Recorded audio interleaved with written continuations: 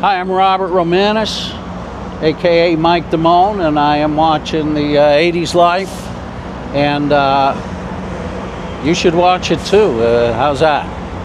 Yeah, that's good. All right. Isn't this great? Got any iced tea?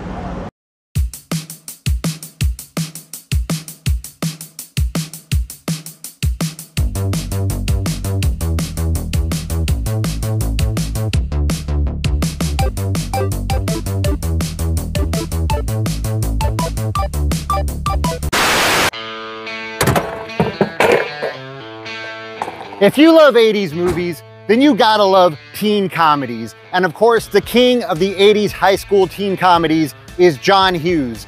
But there's one 80s teen comedy that's not John Hughes that might just top them all. Of course, I'm talking about Fast Times at Ridgemont High, another one of my top 5 favorite movies of all time. So join me today as we do a deep dive into the filming locations for the 1982 masterpiece, Fast Times at Ridgemont High.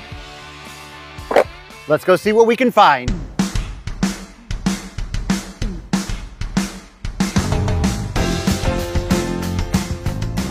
So this right here is the opening shot of the movie, kinda, sorta. This is the Santa Monica Place Mall, and this stood in as the Ridgemont Mall, but just the exteriors. And you can probably tell that this looks nothing like the mall that you see in the movie, and that's because sometime around 2008 or 2009, they were getting ready to tear this mall down, but instead, they took the roof off, gutted the inside, and changed it from an indoor mall to an outdoor mall, and left it completely unrecognizable. And this is what we're left with, but this was the location of the Ridgemont Mall. But like I said, just the exterior. The interiors of the mall were filmed at a completely different location.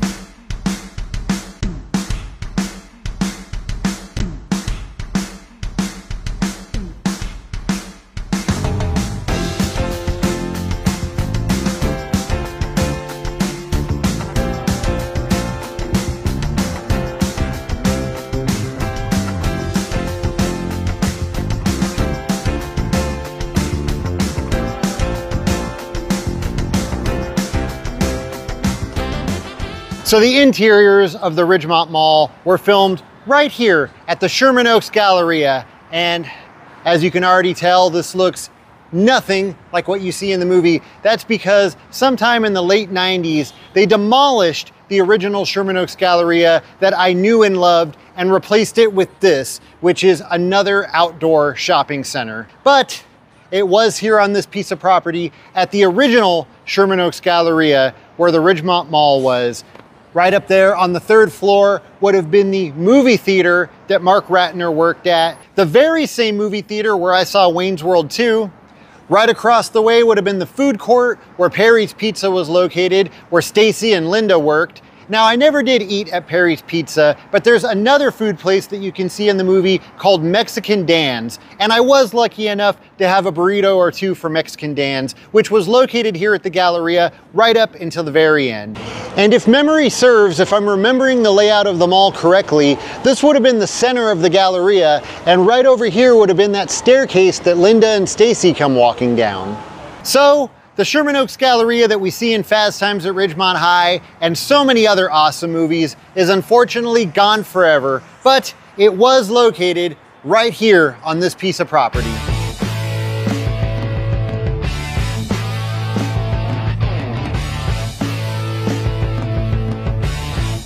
You worked at All American Burger. On the corner of San Vicente and Barrington, it's currently for lease and it was most recently a Coffee Bean, but back in 1982, this is where Brad Hamilton worked alongside his girlfriend Lisa. This was All American Burger. And like I said, it's currently for lease, so we can't even go inside. But if you look around, look at some of the buildings across the street, there's still some stuff that you can match up. First of all, you can see that it's a corner building, and the front doors are at an angle, and I was just noticing that the layout of the windows is exactly the same as it was in the movie. You've got the two front doors with the big window above it, and then the long windows on either side that have the split, just like it was back in 1982. And if you were to stand inside of this building and look out the front doors, you would see the gas station right across the street, just like you do when Brad comes walking into the building. Now you see that gas station a lot better later in the movie when Brad's dealing with the complaining customer and Brad's having trouble finding the forms. I'll find the forms. I'll take care of everything. You can see the gas station, and you can also see the apartment building right behind it. Now on the other side of the street, you can see a dry cleaner, and if you look right over here, it is still a dry cleaner. It's a different name, but it's still a dry cleaner. And you can also see this office building right over here. And check this out, I just noticed this. Not only do you still have the dry cleaner across the street and that office building, but look at those two utility poles, and the one that's slightly slanted to the left, you can see both of those utility poles in the movie. And then check this out, come over here.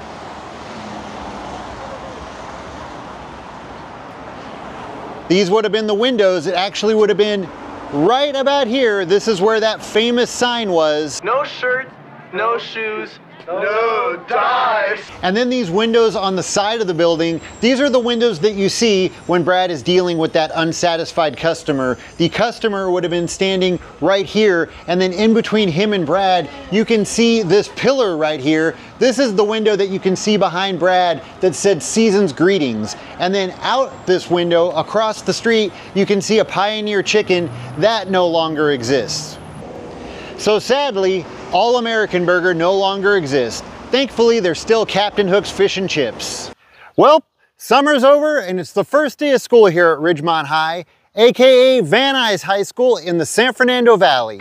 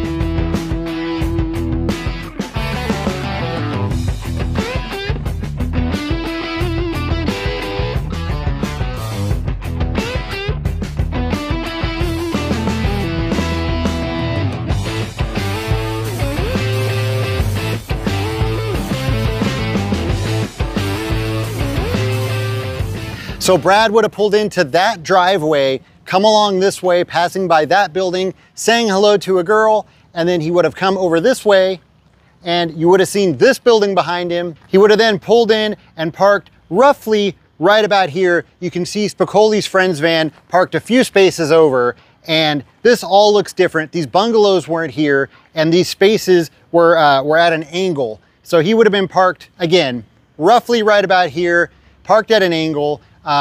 These bungalows weren't here, so there's another building on the other side of these bungalows that is still there. You just can't see it anymore, but that building is what you see in front of his car.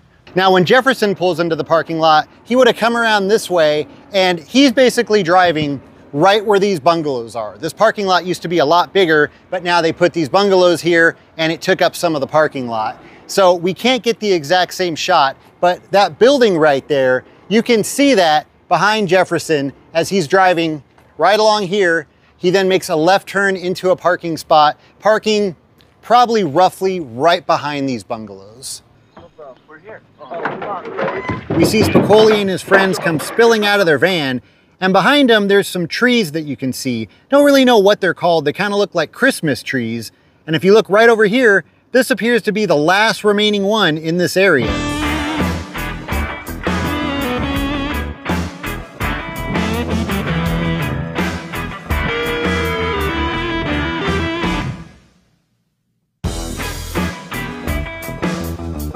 Now, we weren't able to actually go into the classroom because there were some students in there getting tutored or something, but these are the double doors leading into Mr. Hand's classroom. You know, where Spicoli sees the globe right over there?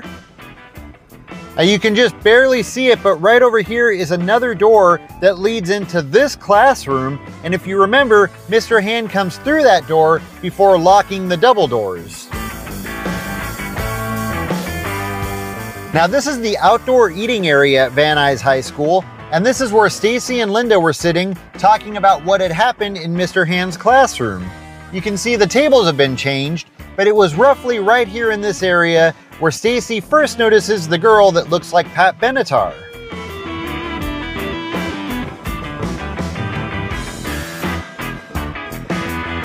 And also there was some other stuff that happened. Well, you probably recognize this house right here behind me. This was Brad and Stacy's house, and that window just to the left of the front door, that was Stacy's room, and we see her sneaking out of that window when she goes to meet Ron Johnson for their date. So notice that door that Stacy's mom is walking through. That was this door that the camera is looking through. There also used to be a door right over here that's since been walled off. We'll talk more about that in a little bit. Stacy gets out of bed and she climbs out her bedroom window. Her bed would have been right here, and this is the window that she climbs out of.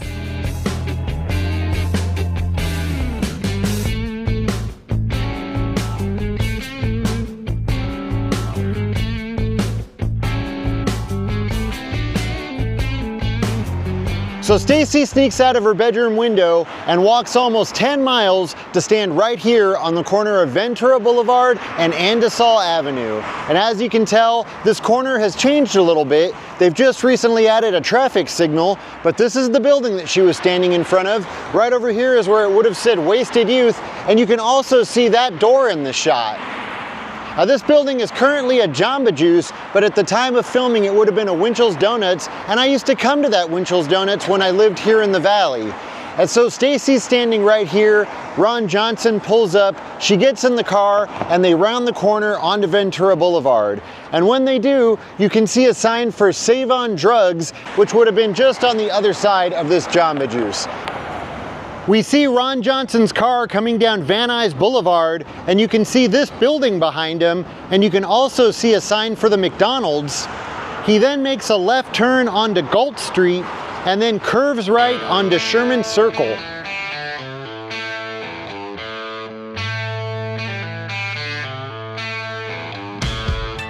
Now, I know there's been some debate online about where The Point was filmed, and so I'm here to confirm 100% that it was filmed at the Encino Franklin Fields. Here you can see it on the actual call sheet.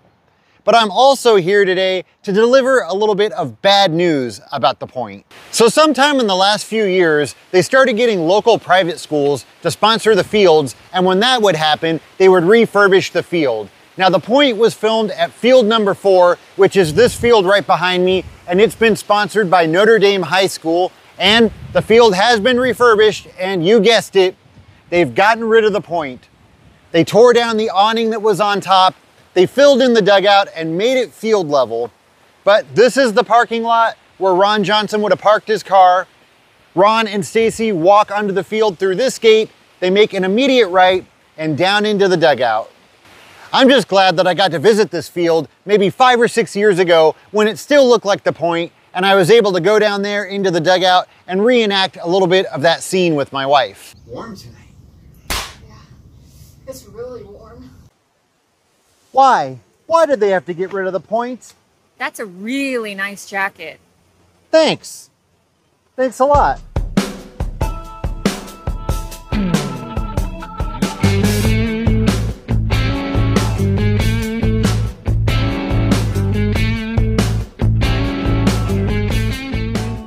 So right now I'm standing in front of Barone's restaurant, and this is where Mark and Stacy come on their date. In the theatrical release of the movie, we only see the inside of the restaurant, but in the extended version, there's a very quick shot of Stacy and Mark walking through the front doors. Now you can see the front entrance has changed a bit, but the design on the building is still the same. If you come through the front door, walk through the lobby to the second dining room, and then head to the back of the second dining room. Right back here is where Stacy and Rat have their date. Their table would have been roughly right about here.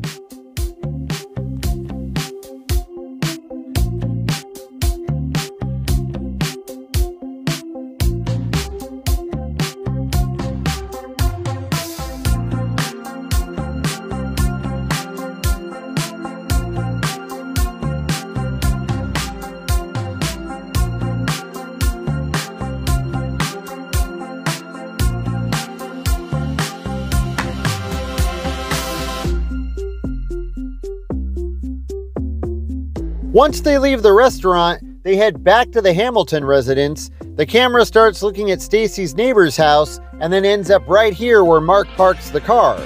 Once they get inside, we see an open door, and that's Stacy's room. That's the second door that I was talking about earlier. Here's what that shot looks like today. You can see where that door has been covered with a bookshelf. Notice Mark walking through that door, and then once he sits on the bed, you can see a second door behind them. That's the door that Stacy's mom uses earlier, proof that there's two doors in that room. So Rat leaves the house, but he quickly regrets it, but too late, Mark. Better luck next time.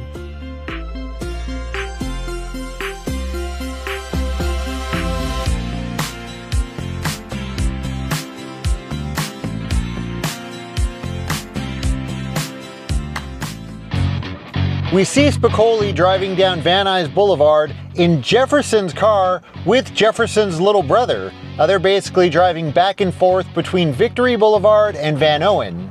It starts with Spicoli heading south on Van Nuys Boulevard, passing Hamlin Street.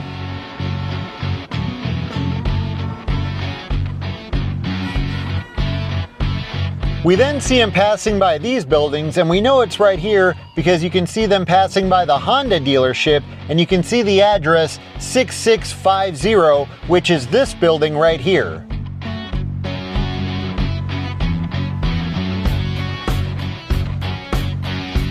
And then right here at Van Nuys Boulevard and Haynes is where Spicoli runs the red light. It was yellow a minute ago, I'm sure. He swerves around the car, and then he continues down Van Nuys Boulevard in that direction. They're now about half a mile north on Van Nuys Boulevard, headed in the opposite direction, when Jefferson's little brother tells Spicoli to make a right, and Spicoli is in the left turn lane. He then hangs a right onto Vose Street and ends up on the sidewalk.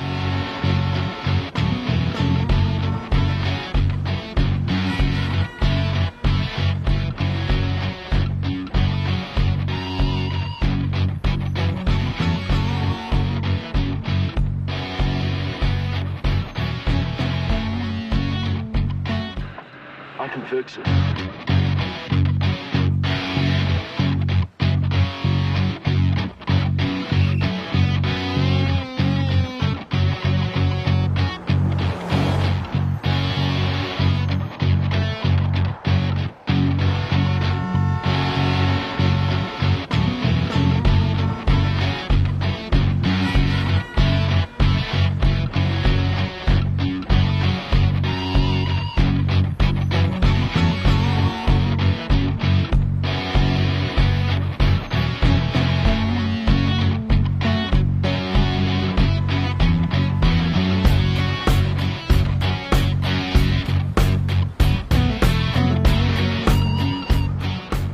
We're now back at Van Nuys High School, aka Ridgemont High, and right here in the front of the school is where Spicoli leaves Jefferson's car and makes it look like Lincoln is the one that wrecked it. And Jefferson comes walking out of the front of the school, and he comes down these steps. He sees his car right here crashed and spray painted on, and Jefferson's not too happy.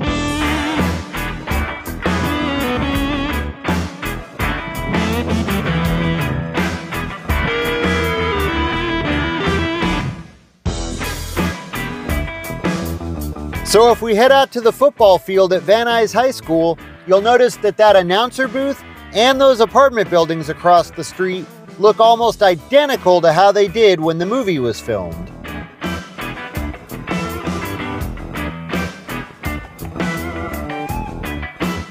And it was right out here on this very field where Charles Jefferson destroys Lincoln. Hey look, it's Nicolas Cage. So right now I'm standing at the corner of Balboa and Parthenia in Northridge, California. And behind me, you see the Armat Dance Studio. Now this used to be an H Salt Fish and Chips, and this was Captain Hook's Fish and Chips, where Brad worked after he got fired from All American Burger. Now you never actually see the outside of this building, but there is some stuff that you see inside that is consistent with H Salt Fish and Chips locations. Also, there's a few scenes where you can see out the window and you can see these signs, and you can also see the Kentucky Fried Chicken that's directly across from Captain Hook's Fish and Chips. Now the Kentucky Fried Chicken is still here. Unfortunately though, it's been remodeled. It no longer looks like an 80s Kentucky Fried Chicken. I kind of wonder if like any of the old kitchen or anything is still in there, because it would have been right back there in the back of the building in the kitchen where Brad is changing out of his uniform and into his street clothes to make the drive over to IBM. Hamilton, what are you doing? Well, I thought I'd put my street clothes on for the drive over to IBM.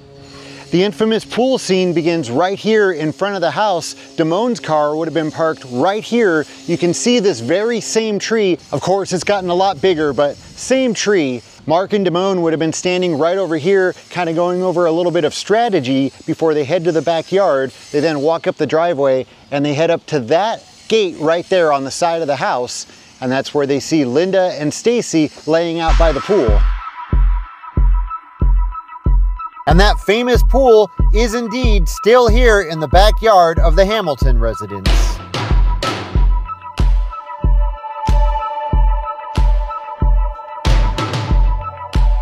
Notice the green frames around the bathroom window? I don't think they've ever been repainted. And although the pool is still here, that diving board is long gone. So after school, Damone's walking across the front lawn when Stacy comes running up and she starts walking with them. And as Mike and Stacy are walking down the sidewalk, he's trying to talk to her about Mark Ratner, but she says she thinks she might like Damone a little bit better. Now here's the really cool thing. As he follows after Stacy, the camera turns and across the street, you can see all of these murals and they still look exactly the same more than 40 years later. How cool is that? Have any iced tea? She did in fact have iced tea, and Damone enjoyed a glass right here in this dining room while Stacy was changing into her bathing suit. It's even in the shooting schedule. After that, they head out to the backyard to the changing room, which was built just for the movie. Sorry to say that it wasn't real. Right now, I'm driving on Chatsworth towards White Oak Avenue in Granada Hills, and this is where Brad's driving when he's making the delivery over to the boys at IBM.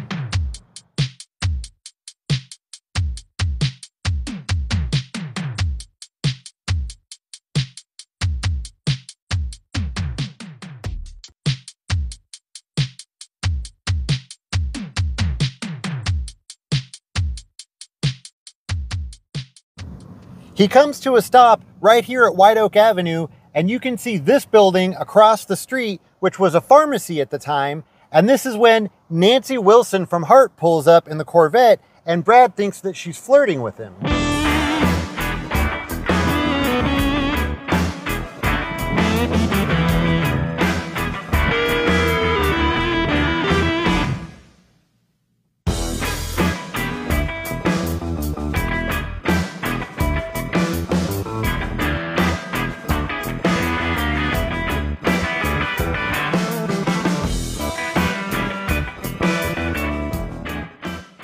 Forgot the magnetism of Robin Zander or the charisma of Rick Nielsen? That's kid stuff. But what about the tunes? I want you to want me. The Dream Police, na na na na na na na na. Your mama's all right, your daddy's all right. They just seem a little bit weird. Surrender. Can I I talk to you for a sec? Mike and Stacy then head over to this fence. Well, it's a new fence, but they were in this area when Stacy delivers some unwanted news. 75 bucks on a ride, huh?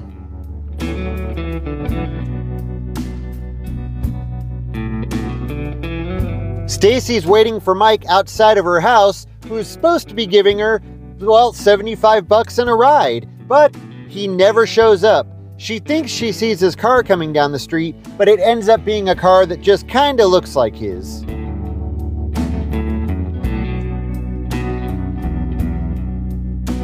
Stacy then goes inside and calls his house, but his mom tells her that he's in the garage helping his dad. That's when she hears Brad leaving and decides to get a ride with him. Yeah, this is it. We're just gonna go bowling. Thanks. So Brad drops off Stacy. She gets out of the car and she would have walked up the steps to the bowling alley. Now this looks a lot different. There's now a gate here because this is no longer a bowling alley. It's now a banquet hall. But if you look at the wall right here, this is still exactly the same. So she would have walked up the steps to the bowling alley. She doesn't wait even a second. As soon as she walks up the steps, she makes a U-turn and she books it across the street. Now the clinic that she goes to is actually right across the street. It's that building right there. So that looks the same. Also, there's a liquor store over there. It's got a curved sign that says liquor. You can see that in the movie. That's still the same as well. So it then cuts to Stacy being discharged from the clinic and we see her walking out of the back entrance, and that's when she looks up and sees her big brother Brad waiting for her. What a guy. Now as you can see, not much has changed on the clinic building. Right over here is where Brad would have been waiting, and that school sign is still there, and also the yellow house across the street. However, the yellow house has been extended so you can no longer see the neighbor's garage, which you would have seen as Stacy's getting into the car.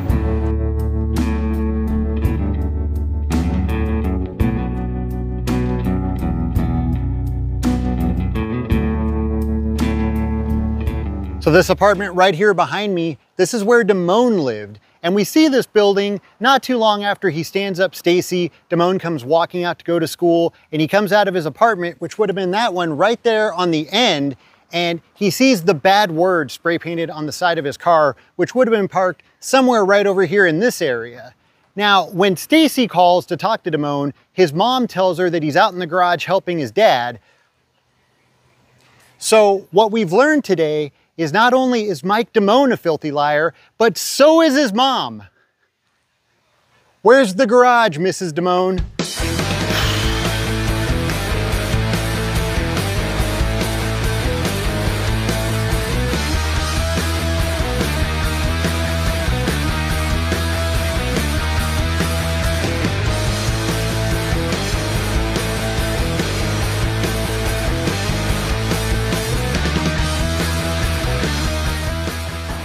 If you were hoping to sneak into Mr. Vargas's class to watch him rip the heart out of some dead guy, I've got bad news for you, because the hospital that they used for that scene was torn down and replaced with these apartments. The hospital shut down in 2007, and then it was torn down sometime around 2017. Oh, gnarly! So Van Nuys High School was used for Ridgemont High, but there was actually 2, possibly 3 different schools used for Ridgemont. Now the majority of the school scenes that you see were filmed at Van Nuys, but all of the stuff inside of the gym, like the big end of the year dance, and earlier in the movie when they're registering for their classes, and the pep rally, all of that was shot right here at Canoga Park High School inside of the small gym. You can see right there it says large gym, but if you look right over here, we have the small gym, and inside of this building is where those scenes were filmed. So we've been trying to get inside the small gym here at Canoga Park High School for about a year, and it's proven to be pretty tough. And there's now a construction fence in front of the gym, which means they're either getting ready to redo the area outside of the gym, they're getting ready to remodel the inside of the gym, or they might be getting ready to tear it down. Either way, I'm not getting inside that gym anytime soon. So luckily, my buddy Sean Clark is letting me use his photos of the inside of the gym so I can show you what it looks like. And for more information on that third school that was used in Fast Times, watch Sean Clark's video because he's got the full story. I'll put a link to it in the description of this video. As I mentioned, this is where the big end of the year dance takes place. Now there's a second story railing that can be seen. You see it right there behind her, along with that beam on the ceiling. There's that second story railing, and there's the beam that you see over her head. As Spicoli's friends push him up onto the stage to sing with the band, you can see what appears to be a roll-up door just to the right of the stage. Of course, then Spicoli gets up and rocks out with the band. Well, here's that roll-up door. The stage would have been just to the left. Notice all of those windows behind the students? Here they are. This is the shot that you would have got from the stage. This gym was also used in the beginning of the movie for registration. Right here is where Brad would have been standing with his buddy Nicolas Cage. And it was also used for the pep rally. Right here is where all the students were lined up. And as Eric Stoltz flies that paper airplane, you can see some double doors, that railing, and a basketball hoop. There's the double doors, the railing, and the basketball hoop. So recently I was going through the shooting schedule for the movie, trying to see if there was anything that I might have missed, and when I got to the page for the Mighty Mart, I noticed that they refer to it as Mighty Mart and 7-Eleven. So not sure if it was originally supposed to be a 7-Eleven in the movie or what the deal with that is, but I also noticed that the address for the location of the Mighty Mart was listed as being on Centinela Avenue in Inglewood, California. But I thought it might just be a mistake, or maybe they had another location and they had to change it at the last minute, but I figured I should probably check it out. So I came down here to Centinela Avenue, and when I started trying to match things up, my mind was blown. And so today, I present to you the real location of the Mighty Mart from Fast Times at Ridgemont High. So as you can see, it's no longer a Mighty Mart, it's now a laundromat, but the building's still here, it hasn't been torn down, and although it's no longer a Mighty Mart, check this out. If you look right over here, look up there beyond that tree, the original Mighty Mart sign is still here. The scene begins with Brad making some coffee behind the counter, which would have been right here. There's that walk-up window that you can see behind him, and over here is where the coffee maker was. And by the way, I really miss Hostessos. Just then, Spicoli walks in through these doors. The view is now a little blocked by washing machines. You worked at All American Burger. Now this area looks a little bit different, but this would have been where Spicoli's going to the back room to use the restroom. And it turns out there actually is a ramp. Like up this ramp? First door on the left. Right about then, the robber pulls up and walks in through these doors and then spray paints over the camera. Of course, then Spicoli comes out and distracts him, and Brad takes a pot of coffee and throws it in his face, and the robber falls to the floor in excruciating pain.